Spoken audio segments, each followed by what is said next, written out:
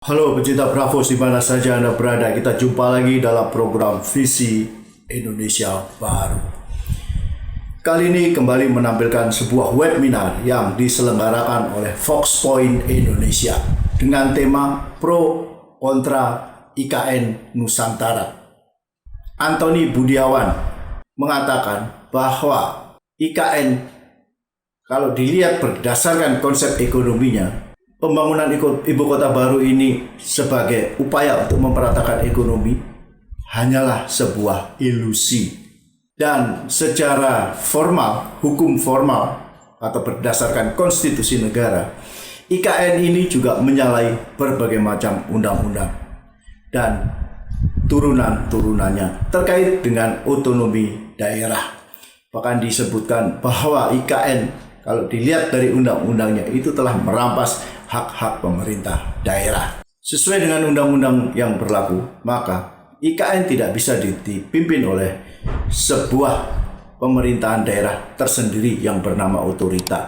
Karena dalam undang-undang yang berlaku hanya ada pemerintah daerah yang dipilih oleh rakyat. Dan di situ juga ada lembaga eksekutif. Sedangkan IKN tidak ada, karena IKN berada di bawah pemerintahan pusat.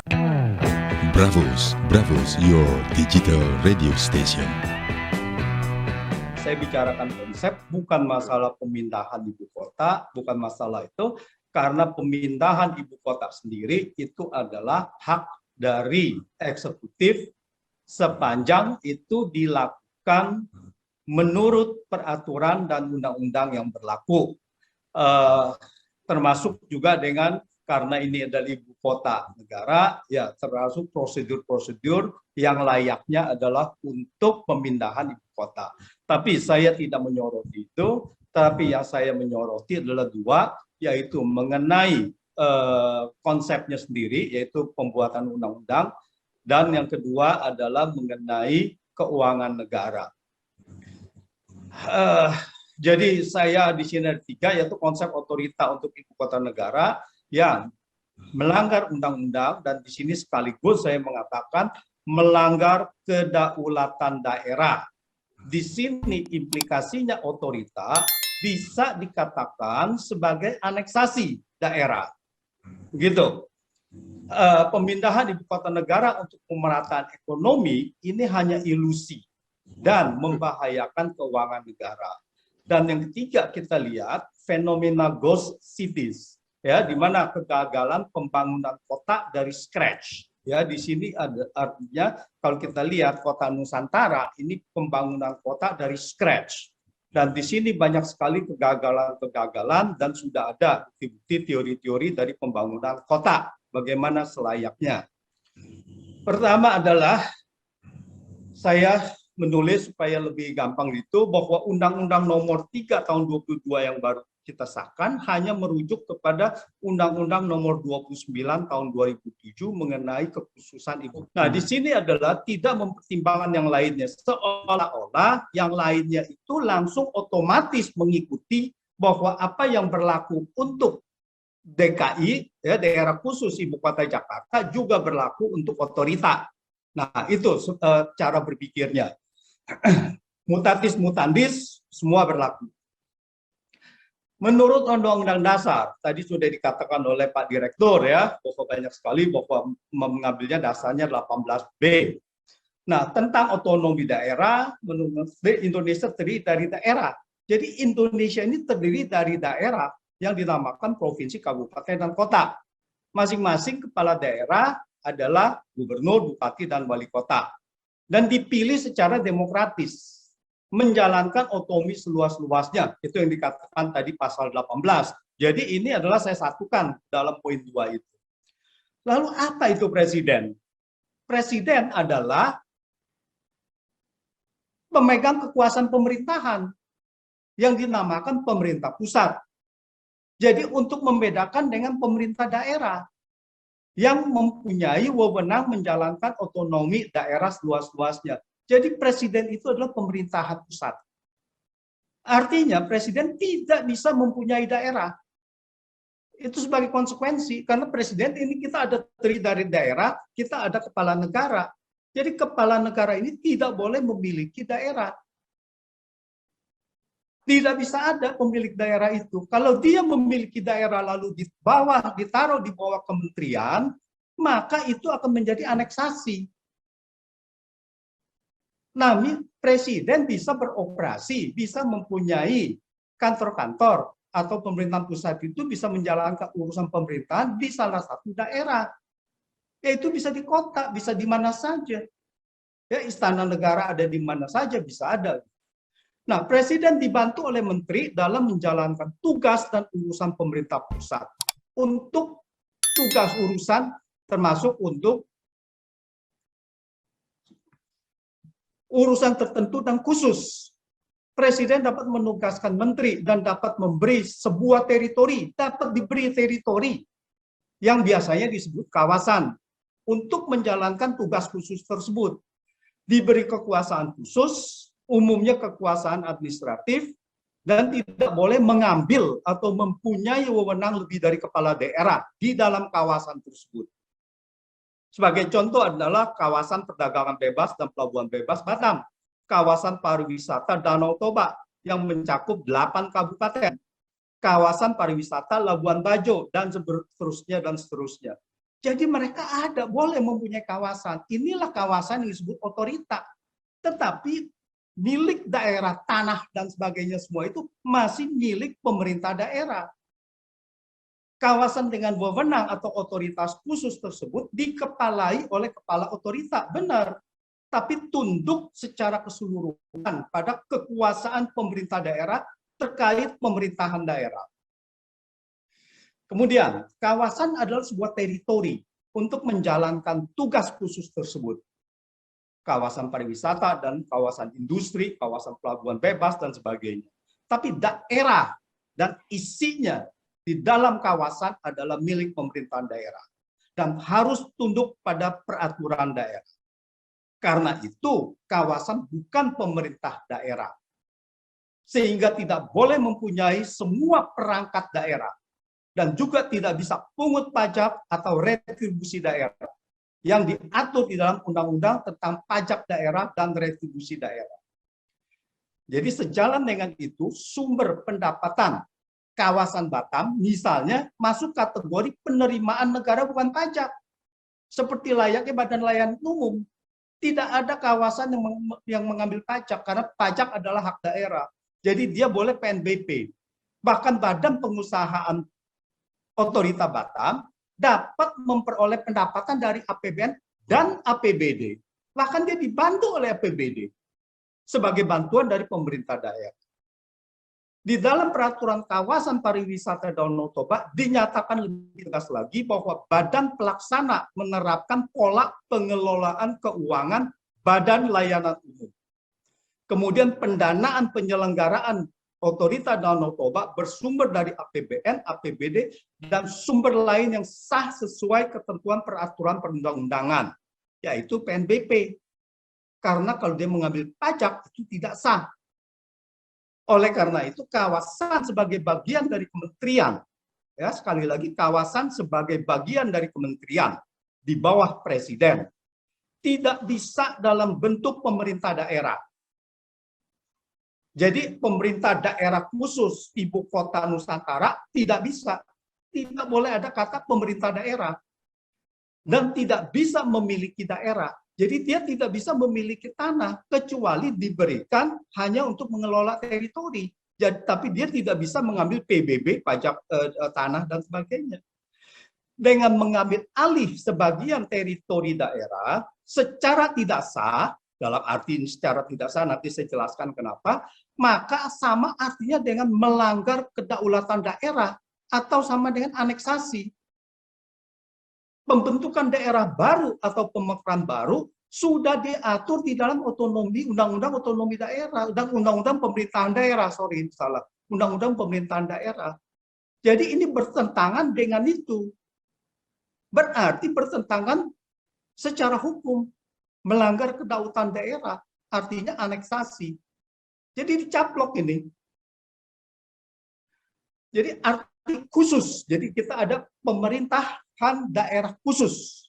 Arti khusus tidak boleh berlawanan atau mengubah definisi pemerintah daerah.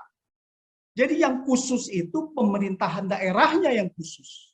Tapi bukan mengubah arti pemerintah daerah di dalam Undang-Undang Dasar dan undang-undang terkait lainnya. Jadi pemerintah yang khusus tidak bisa menghilangkan pemerintah daerah itu sendiri. Jadi pemerintah daerah khusus ibu kota negara tiba-tiba tidak ada pemerintah daerahnya. Dengan cara memanipulasi dengan menjadikan itu otorita. Jadi pemerintah daerah khusus otorita lalu menghilangkan pemerintah daerah. Ini berlawanan jelas. Pemerintah daerah bisa bersifat khusus atau istimewa, tetapi tetap sebagai pemerintah daerah.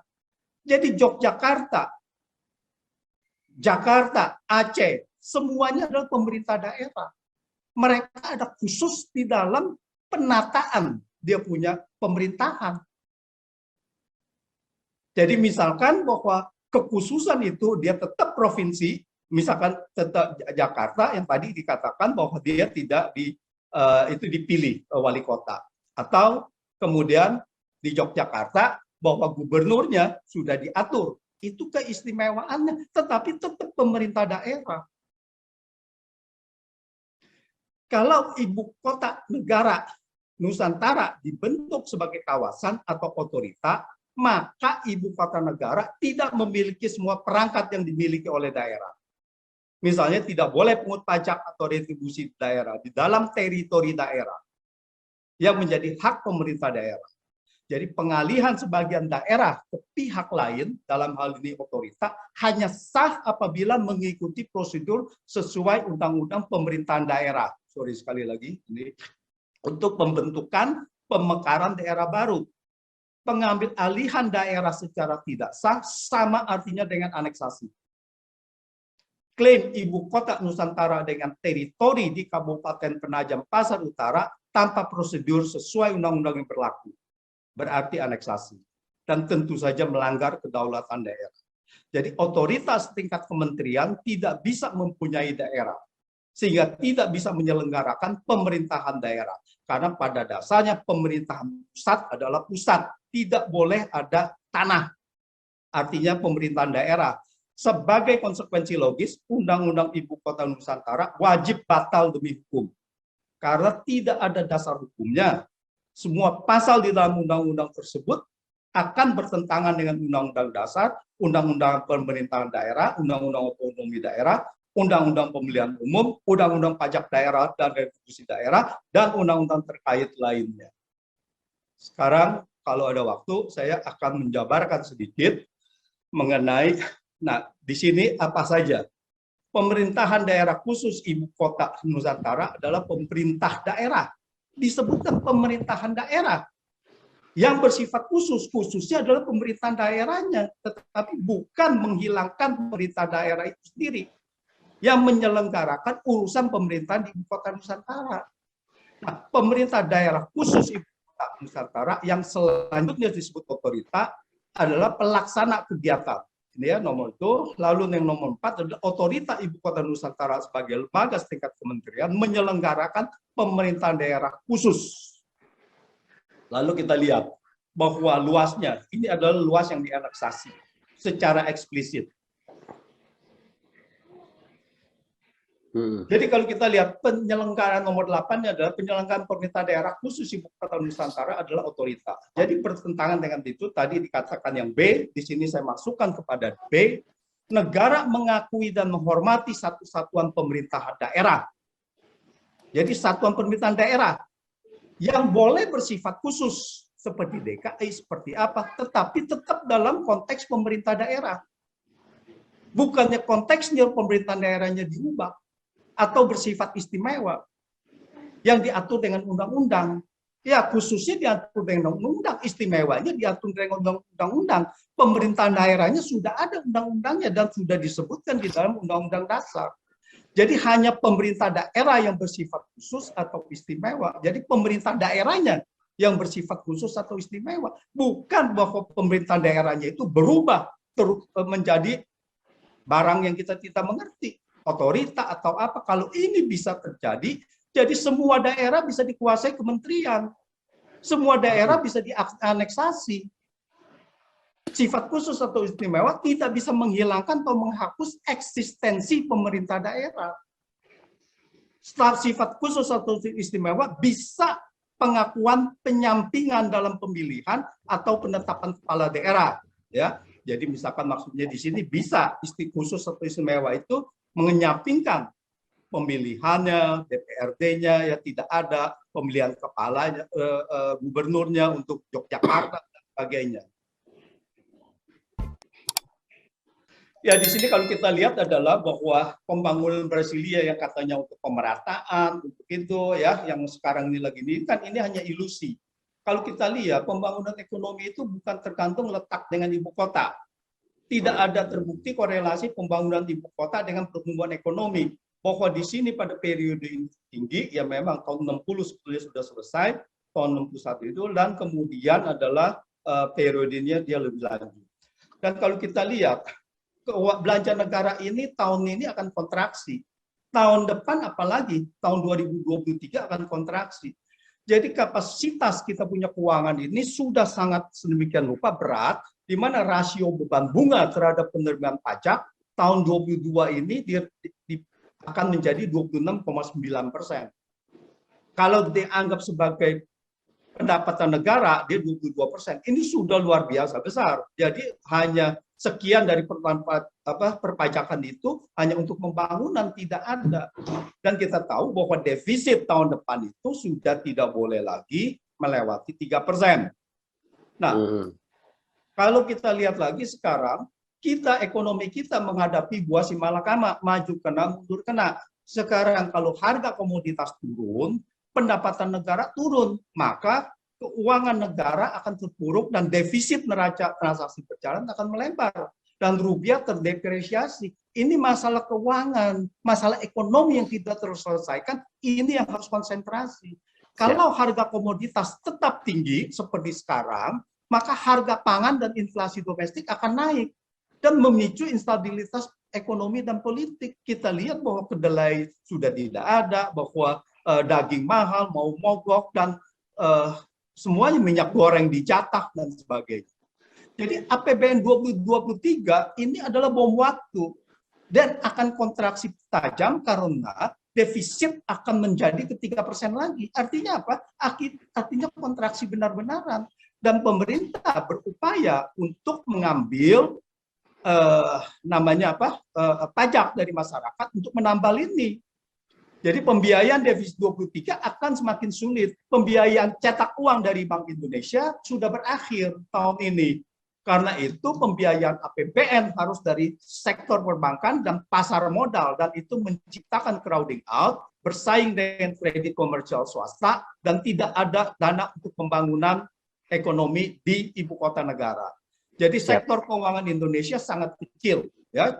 Kita lihat komersial kurang lebih kredit cuma 6.500 triliun. Bayangkan bahwa tahun 2022 saja bahwa kita memerlukan anggaran 973 triliun untuk menambal defisit pemerintah. Utangnya pun sudah hampir 7.000 triliun gitu. Satu lagi di sini bahwa investasi di Nusantara adalah sangat tinggi risikonya. Jadi siapa yang mau investasi di sana? Karena itu tidak cukup likuiditas untuk membiayai investasi pembangunan di ibu kota negara. Jadi investasi PMDN dan BUMN itu hanya berasal dari peralihan substitusi proyek karena modal dan pembiayaan kredit terbatas. Hal ini membuat pertumbuhan ekonomi tidak naik. Karena apa? Pengalihan aja. Jadi investasi PMA cuma bisanya di mana? PMA tidak akan dia untuk itu. Untuk investasi SWF dan sebagainya itu tidak akan jalan. Palingan untuk air bersih, pembangkit listrik yang dengan jaminan pembelian, mereka tidak mau ambil risiko. Price-nya akan menjadi tinggi semua.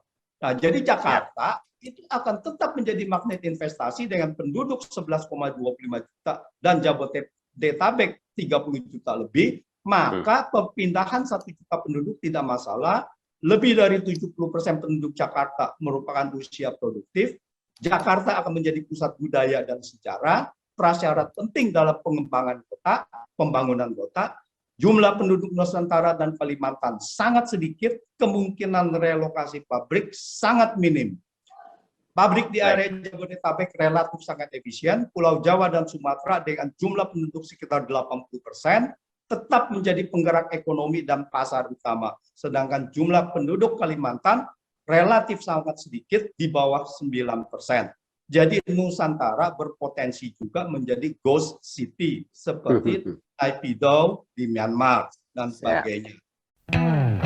Bravos, your digital radio station.